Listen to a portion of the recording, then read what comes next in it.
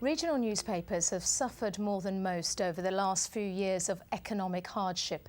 In the face of falling circulation and reduced advertising revenues, costs have been cut back drastically. The Sentinel has long been the voice of the potteries. It's always been printed in Stoke-On-Trent. But now that tradition could end with printing moved elsewhere, although the paper would continue to be produced every day. Liz Copper reports.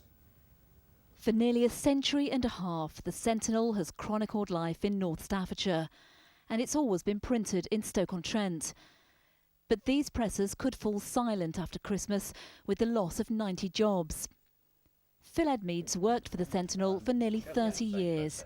He's still in the industry, but has seen big changes. In the mid-90s, you could feel the building shake when the presses kicked in, and that shake ran all the time. The presses were running virtually 24 hours a day.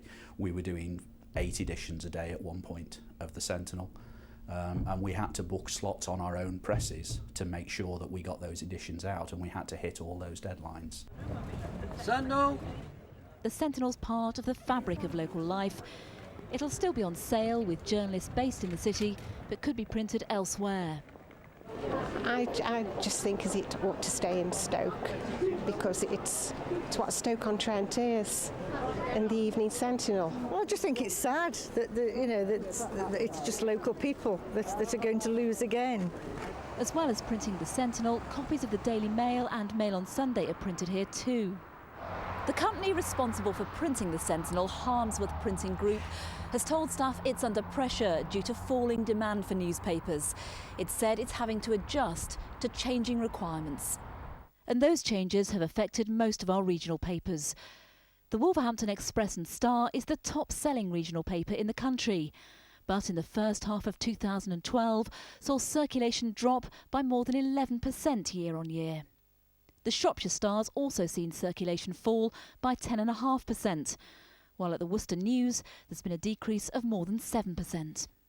The web has changed things quite a lot, but obviously mobile devices, social media is now playing a huge part as well. And if local papers and local paper groups can actually embrace and use this sort of new technology and this new way that the new breed of news consumers are getting their news on their mobiles, then they can still make money out of local news and regional news. If this plant closes, it'll mark the end of 140 years of newspaper printing in the potteries. Nevertheless, the appetite for local news seems undiminished. Liz Copper, BBC Midlands Today, Stoke-On-Trent. A Liberal Democrat councillor has